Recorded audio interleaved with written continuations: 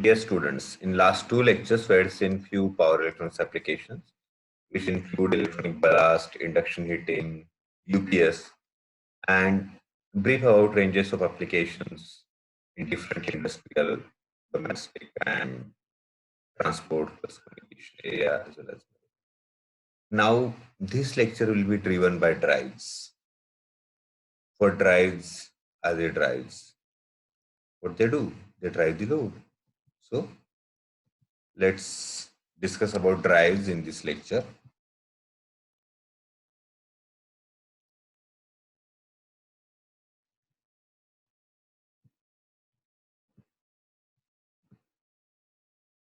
And try to understand how they work, what are the basics, what are control elements, and what should be all the factors governing these elections.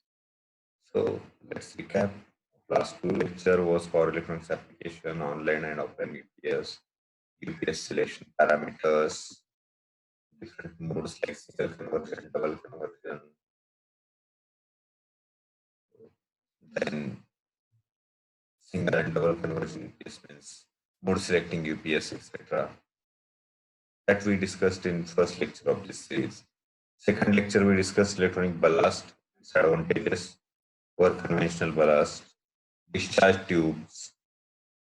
Followed by this, we discussed induction heating generators, principles of induction heating, and how this industrial application is changing. Many applications where handling, maintain, forging of the metals is carried out. Now, in this lecture, we are going to cover DC drives, in particular single phase, separately excited DC motor drives. But prior to that, we'll study the basic principles of the drives. So let's start with the drives. But before driving the drive, we must know the motor, load dynamics, and then necessity of drive. And let's then discuss about it. So we know how DC motor looks like. This is a typical construction. Base, commutator of a DC motor.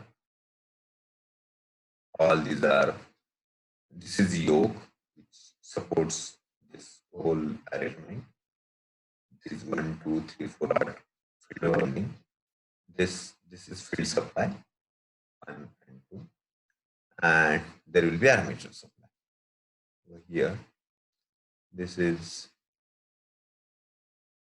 conductors in slots, and this part is armature winding. This part is field winding.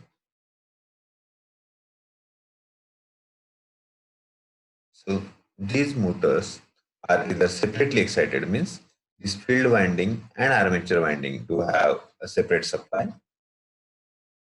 So referred as a separately excited. This field is not excited by the armature. Otherwise, most of the motors are self-excited, means where there is a single supply for armature and field. They are either connected in series, shunt, or shunt and series both, so called as compound. So let's see how they are connected. First one is separately excited. This is field winding and armature. So A and AA, F and FF is a separately excited C. Another one is self-excited C. Armature supply. The same supply is given to the field, and field is connected in series with the armature. Means supply point F, point FF, point A, and point AA back to the supply. So self-excited series motor. Next is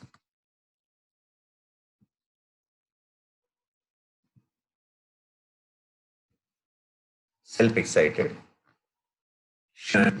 In this is supply. This is field winding in series with the rheostat to control the field.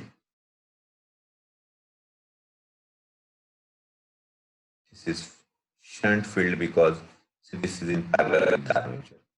I connect this, and neglect this field rheostat because this is linear resistance. So these two are in parallel. So self-excited shunt motor, and then comes self-excited compound motor, which is combination of shunt and series. But how actually the motor works, or what is the load dynamics? Let's consider the left part is the motor, Tm is the motor torque, and TL is the load torque, and omega m is what drives this. So under steady state condition, derivative of omega m is 0, means motor torque and load torque are same. But we are studying the motors in steady state because transient state analysis of the motors and load dynamics is another complex subject and which belongs more to control engineering rather than the study of the drives. So we are not concentrating much about acceleration and deceleration of the motors or speed and controlling the load torque, but rather we are just going through the static state condition, steady state condition, dynamic torque, and the torque equation. As told, Tm is the motor torque, TL is the load torque, J is moment of inertia, and omega m is the angular velocity of the motor. C motor and Wm means Tm and Wm are in one direction, whereas load is in the opposite direction because it loads on the motor. If Tm is greater than motor will accelerate. If TL is greater, then motor will retard, means it will as up like applying a brake on this particular. This is how we need to control the drive. This is the very basic behind the load dynamics. So what DC motor drive look like? What are its contents and what are the basic building blocks? Source means natural AC source. Power semiconductor converter, this can be a controlled converter. And a DC motor is fed. This motor is not fed with a very pure DC, but a controlled DC with some recurrence. And a load is connected on a motor shaft. This is mechanical load, which is coupled with motor by any means or by any type of a drive connection. And on the shaft, you may have a speed feedback, current feedback, etc. So a sensing unit is installed on it, which gives some sense signal and error signals to the control unit, where it always compares it with the reference and control the drive, gate drive or base drive of this power semiconductor converter, so that motor speed can be accordingly controlled. So if I see this black box or this as a schematic, what I get, this is my AC source. This is AC source. Then this part is a control rectifier. Sorry, this part is a control unit. And this part is a control rectifier. Motor, this is separately excited, so a different field and armature winding. And a load is connected on this shaft. This can be the load. And this tacho generator, etc., are the sensing circuits connected over here, which are giving the speed feedback. And this armature circuit is having some Hall sensors or CT, which gives the current feedback to the firing and control circuit. This is how it typically works. Is it? Is this clear? This is a typical separately excited DC motor. These armature connections, these are field connections. And as this is separately excited, This field winding is also fed by a single phase AC and a converter arrangement. So far, let's go ahead with how separately excited motor works. Armature circuit equation, if I see this is field circuit and armature circuit, this is A and AA, positive point, negative point of armature, series resistance of armature, connecting a supply to it. So IARA plus drop across armature is a armature circuit equation. For the field circuit, this is field winding, field resistor, and adjustable resistor. These both are nothing but the field resistors, but this is fixed and this is adjustable. So this is totally the RF. RHS is part of RF itself. So this is field current flowing through. And the speed of DC motor, beta, is VT is the terminal voltage by KE phi minus RA is armature resistance. KT and KE are the constant as square TD. Let's understand this first. Field current is VF by RF because VF is connected across and RF is the resistance. This includes coil resistance also. Coil resistance. Sorry, field coil resistance. Load current IL is equal to armature current because load is mounted on that. Back EMF is EA, which is K into E phi into N, where phi is the flux per pole in Weber, because we seen these poles in construction of a motor, and KE is a machine constant. Vt is a terminal voltage at armature. Speed is directly proportional to armature voltage divided by machine constant and flux. Means flux increases, speed decreases. Armature voltage increases, speed increases.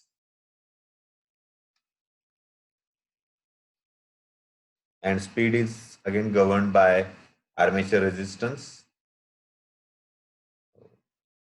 machine constant, and the flux. So how to control the speed of a motor, that N, is either by field resistance control, means vary the field flux so that it will be more or less excited and control the speed. Otherwise, vary the armature voltage which directly affect the speed because that armature is driving. So insert a resistance RA in series with the armature circuit as seen in the previous slide if you want to see this RA. But this is not much used practice because armature has its own resistance. So this is rarely used practice. In case of single phase DC drives, whether separately or self-excited, these are half wave converter. This is uncontrolled converter, controlled converter because of Fueling diodes, and armature circuit.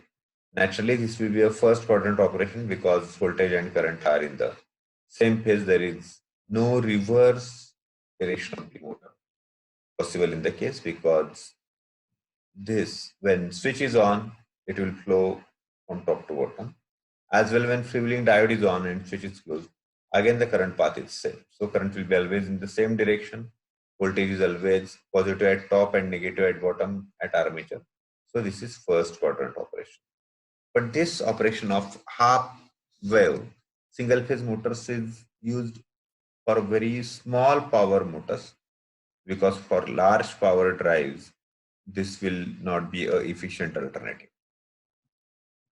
So semi-converter where two diodes and two thyristors are used, which gives better PF with freewheeling diode or without freewheeling diode, this can be used. So whether used with freewheeling diode or without freewheeling diode, it maintains current in the same direction. Freewheeling, that inherent characteristics gives current in the same direction, but release the energy stored in the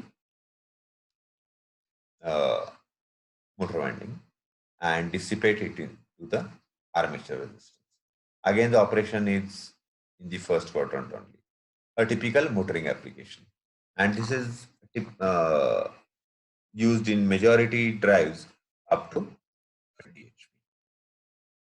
Extend it further, then full converter where all switches are controlled switches, no freewheeling action, then I can have motoring action as well as plugging action, because my voltage can turn negative in this case because all switches are controlled switches.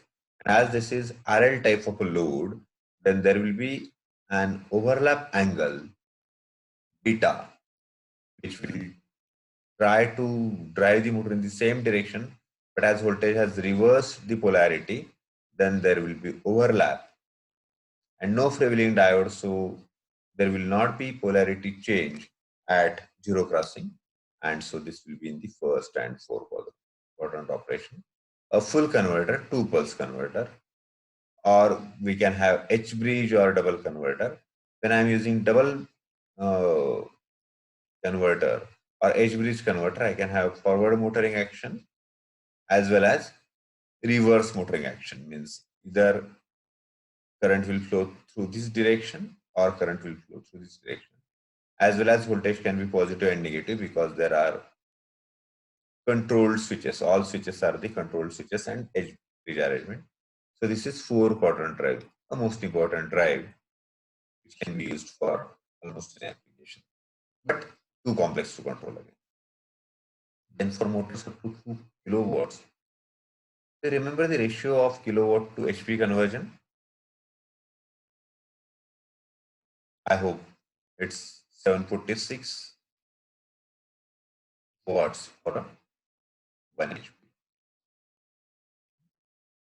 So for 2 kilowatts, armature circuit can be supplied by single phase or 3-phase means. But if you are having 20 HP and above drive, generally we use 3-phase. Even for 5 HP and above also we prefer 3-phase. But for 1 HP and 2 HP, single phase supplies are enough to meet the requirements. Field circuits, and if we want to control the field, then this can be controlled by IGBTs, MOS, or thyristors in some cases. So in these field circuits, power is much less because they just provide the excitation. So field circuit is usually single phase, whether it is 3-phase or a single phase, whatever, but the field will be a 3-phase one. And these drives are used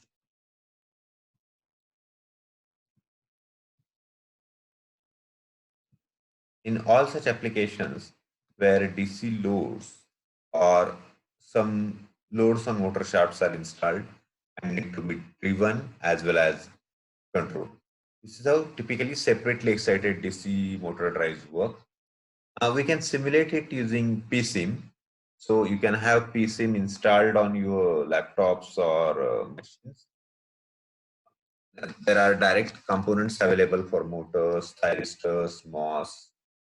I have to connect it like simply multisim as you studied in SY and first semester of QIB Tech. And you can run the simulation. We can discuss it across in a lab or you can do it in a lab session. This is all for the DC drives, the applications, all motoring applications, pumping applications, forward motoring, reverse motoring, or braking applications, and few important applications in regenerative braking. You have to study drives in detail. If you are really interested in power electronics, then drives is one major area where one can make a career, and those are interested can opt for power electronics or electrical cars using electrical drives and typical power electronic applications in your final year studies. Okay, thank you.